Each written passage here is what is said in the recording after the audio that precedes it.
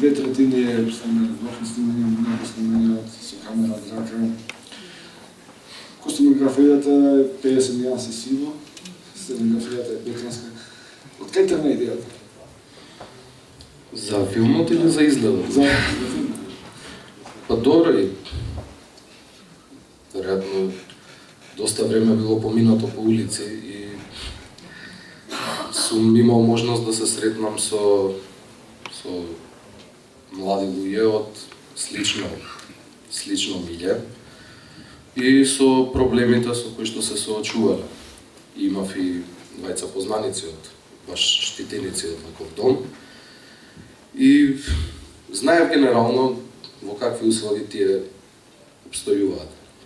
Се разбира, ние читаме многу често за тоа што се случува, но секогаш си го правиме својот вакуум, својот мегур, за тоа што сакаме да приметиме, што не сакаме. Така да се заинтересирав малку повеќе, сега гледате во какви услови функционираат овие ликови во филмот, меѓутоа мислам дека ова е ублажена верзија од тоа што стварно се случува во нашите институции за згрижување. За тоа сведочат и последните новости, повесниците и така натаму. Така да тоа беше една премиса за да се тргне во осмислување на ваква сценарио, на ваква приказна. Другото беше, излегува пред 5 години, мислам, во Guardian и во некои регионални весници, податоци за тие борби, дека стварно и се одржувале и сега еве тоа ми беше потврдено при работата за тоа што зборевме и со неколку инспектори. Нормално не било вака, веројатно во некаква просторија, било по гаражи, меѓутоа постоело, ова е сепак филм и малце тоа се издраматизирано, романтизирано. Тоа го вметнав подоцна во приказната и тогаш главен, од тогаш се роди главниот протагонист, ликот на Филип. Пред тоа беше воспитувачот главен лик. Потоа ја променив и стигнавме до ова што е денес. Мартин, Филип. Што беше за тебе Филип?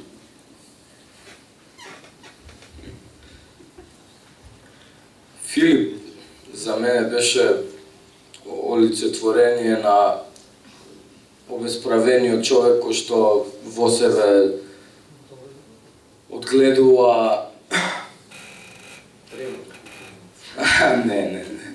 што во себе одгледува добрина и надеж дека работите може да бидат подобро и да се решат на поцивилизиран начин и кој што на крајот му умира надежта дека на ова поднебје може да се решаваат работите човечки и се решава да ги решава проблемите на нечовечки начин. Денис, поголемиот дел од екипата беа натуршчици. Па да, тие од домот, останатите беа актери. Да. Како се снаоѓа со натуршчиците? Па на моменти подобро него со своите колеги страни. Така да сите што беа избрани имаат некаква близкост со сето тоа што се случува тука, така да беше добар кастот. Тоа мислам дека е најдоброто во филмот, особено за Мартин и за целата таа банда, дека Вардан направи добар кастинг и тоа е главното за добар филм. Вардан,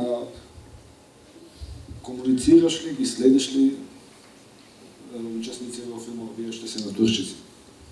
Па со поголем дел комуницираме со Малецкиот тука комуницирам, со тие што повеќе се дружевме, некој едноставно исчезнал.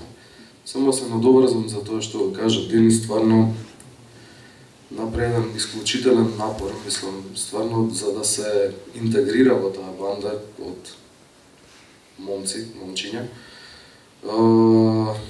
и да ги, не знам, некако да им вметне во нив една идеја за што значи актерска игра. Мислам, ние на тоа работевме се, меѓутоа можеше многу да отиде наопаку работата, ако еден глумец се вметнеше таму и почнеше да го игра тоа за кое што е научен, он го употреби исто неговото улично образование покрај актерските квалитети за и тој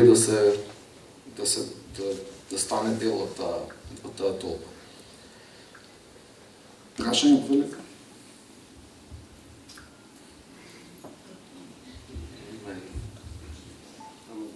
Сцените на препрашните беа едни од највпечатливите што сум ги гледал воопшто. Колку ви беше тешко да ги снимате? Беше многу тешко. Имав среќа што голем дел од овие дечки знаеја малце и како иде тоа. Но од некои малце повеќе. Во поглед на снимање мислам дека тоа беше најтешкото нешто што сум го одработил. Посебно затоа што ова е ултра стандардното македонско кукање, али стварно е нискобуџетен филмот и таа цела сцена која што е во тој хангар од борбата, таа беше снимена за некои 4 часа, што е малку пребрзо. Пребрзо е за такво нешто.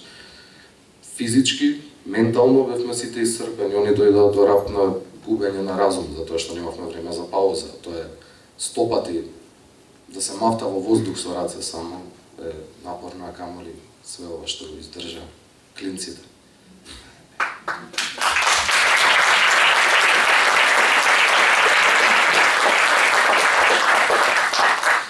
Филмот беше на повеќе од 20 фестивали, има 5-6 награди. Како го доживуваат филмот надвор? Зависи каде. Во нормалниот свет шокантно, во источните земји нешто како што е секојдневие. Значи филмот прочета на повеќе, мислам, од 30 фестивали веќе и мислам дека на сите континенти проиде освен во Австралија. Сега во Јужноафричка република веројатно исто си имаат проблеми од ваков тип. За кога поминувавме низ европските земји, сите го примија многу шокантно од западните. Меѓутоа премиерата, интернационалната премиера се случи пред година и 3-4 месеци во Чикаго. И доаѓаа луѓе кои што ми раскажуваа за нивните проблеми во Иглвуд, се вика таа област, која што е прва област по жртви од огнено оружје во Северна Америка и во Јужна Америка, што е зачудувачки. И тоа е некој гето, кај што исто има такви сиропиталишта, исто излегуваат проблематични клинци и така натаму. Така да ова не е епидемија само на Македонија, ајде да речеме на земјиот источен блок, него е епидемија безмалку на на поголем дел од светот. Во Русија исто им беше многу познато и географијата, и ликовите, и јазикот, и начините на однесување. И така. Повелете, ако има некој прашање? Јас би прашал, не знам дали го сватив добро крајот. Прашањето ми е кој е крајот на тој борец за правда? Крајот намерно сакав да го оставам отворен, бидејќи ова прашање 1000 пати сум, кога го пишував сценариот и додека работевме и разговаравме, сум го поставувал на себе си што може да се направи. И не може ништо да се направи во поглед на таа обесправеност на младите луѓе, се додека не се почне одгоре, да се поправаат работите одгоре, па тоа пирамидално да се спушти до тие најмаргинализирани слоеви, дека инаку онакви, са малце дигресија правам, такви донации и она фиктивна грижа, подавање облека, тоа е окей, све, ама тоа не системски не придонесува за ништо. Така да мислам дека крајот за овој протагонист или антагонист или како и да е отворен во поглед на тоа дали он ќе продолжи со својот пат со патот на својата освета и дали ќе престане со тоа. Мислам дека по мене, ако као авторски треба да го анализирам крајот што сакам да кажам, е дека ќе продолжи, дека треба некогаш да се прибегне кон некакви порадикални средства за да се чуе нечија вистина. Тоа ми е дека повторно таа банда што е во сега во малолетничкиот затвор, повторно се приближува кон него, повторно осеќаат магнетизам, значи сакаат, они бараат од него нешто, што веројатно и ќе им го даде. Тоа е тој празен поглед, долг.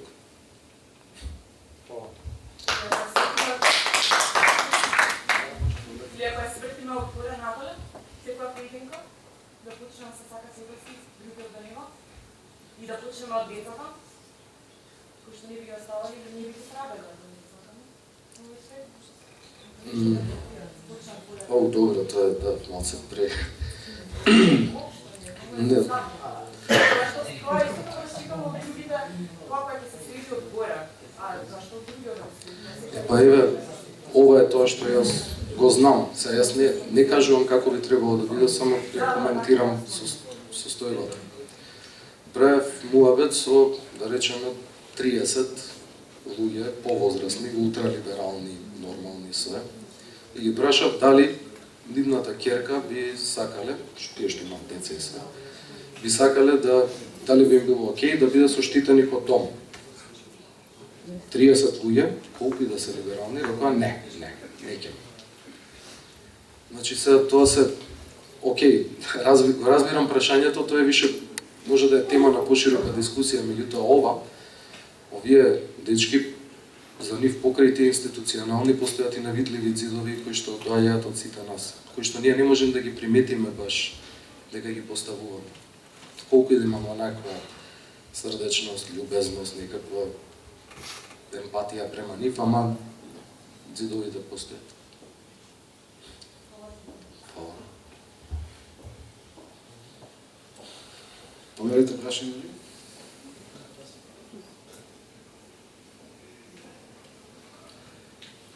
Тоаш, благодарам што дојдовте прав.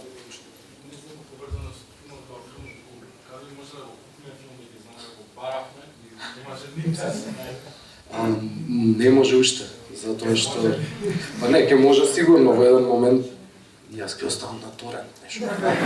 Ама сега не сме.